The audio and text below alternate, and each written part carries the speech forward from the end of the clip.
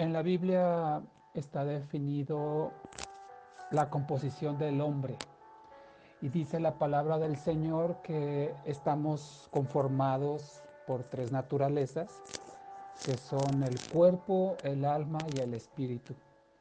Y cada una de ellas tiene sus propias funciones, sus propias preferencias, inclusive la fuente de sostenimiento son diferentes en cada una de ellas. Por ejemplo, el cuerpo busca satisfacer las necesidades primarias del hombre, que son la provisión, la protección y la procreación. Es decir, el hombre busca alimentarse, hacerse de bienes materiales y reproducirse. Al cuerpo no le importa tanto cómo lograr esto, sino lo que busca es el fin, que es satisfacerse. En cambio, el alma busca sentirse bien anímicamente, adquirir conocimiento, inteligencia, instruirse, aprender. En lo afectivo busca ser amado. Pero por causa del pecado, el alma tiende al orgullo, la vanidad, la prepotencia, entre otras cosas. Por su parte, el espíritu busca tener comunión con Dios, alimentarse de su palabra, adquirir sabiduría, exaltar y adorar a su Creador. En una persona que no es creyente y que por lo tanto no tiene al Espíritu Santo, el control de su ser está en el cuerpo y en el alma, los cuales están viciados y corrompidos por el pecado. Es decir, que el cuerpo y el alma controlan la voluntad de una persona que no es creyente en Cristo. Una persona que se encuentra en esa condición puede pecar y participar en obras de maldad sin ningún problema y no sentir ninguna especie de remordimiento. Al contrario, hasta se complacen con los que practican el mal. Eso se debe por causa del pecado que los domina y los controla. Es tan fuerte el poder y el dominio del pecado en el cuerpo y en el alma de un no creyente que estas personas, dice la palabra, son esclavizadas por el pecado. Lo puedes leer en Juan 8:34.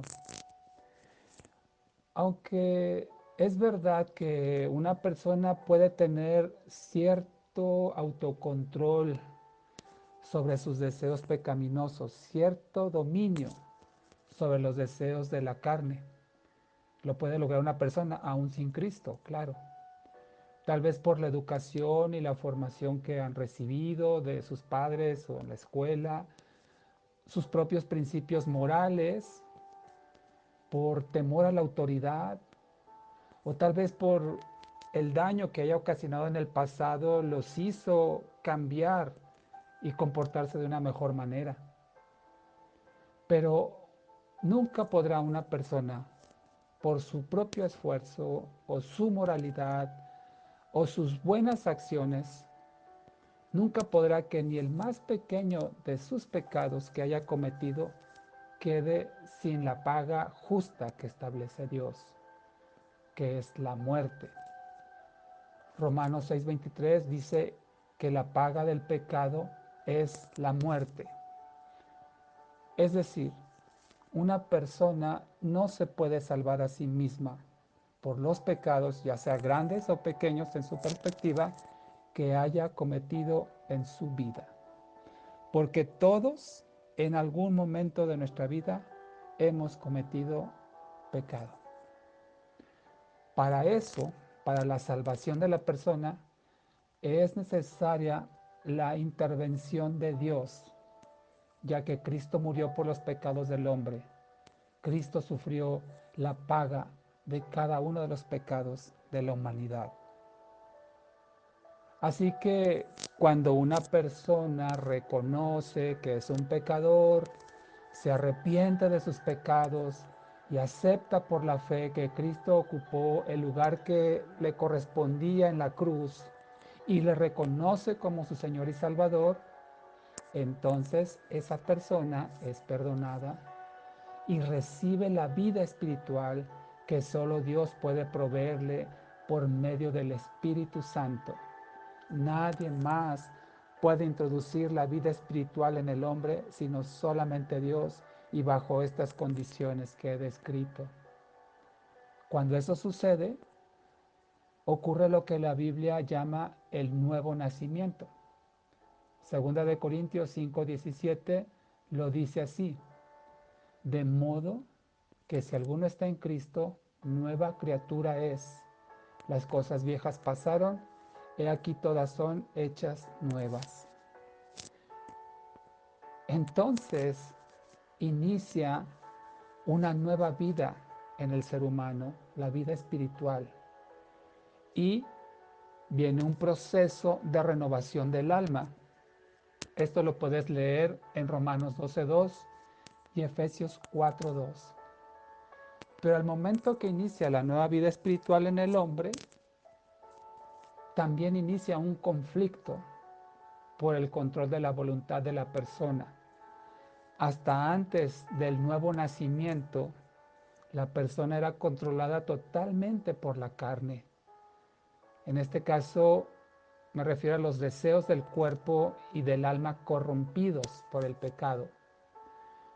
Pero en el nuevo nacimiento, el espíritu del hombre, que es habitado por el Espíritu Santo de Dios, quiere tomar el control. Así que al principio de la vida espiritual es de esperarse que la persona siga teniendo afectaciones por la influencia de la carne y del pecado.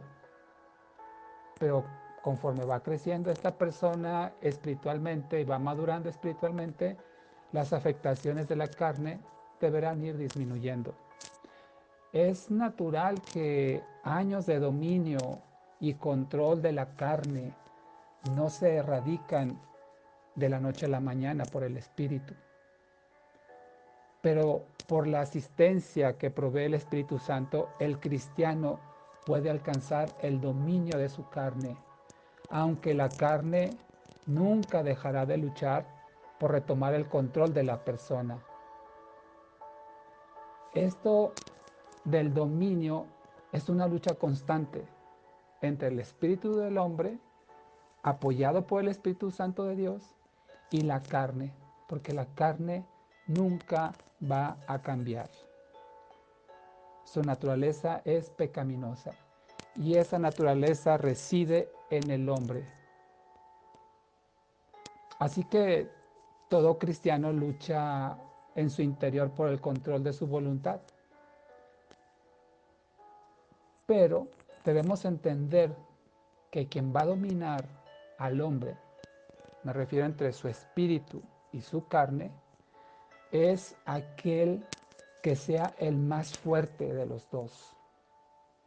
Y el más fuerte de los dos será aquel que esté mejor alimentado, más ejercitado, más fortalecido. Así es que yo te pregunto, ¿te controla el espíritu? Entonces puedes decir que eres una persona espiritual, pero no te fíes.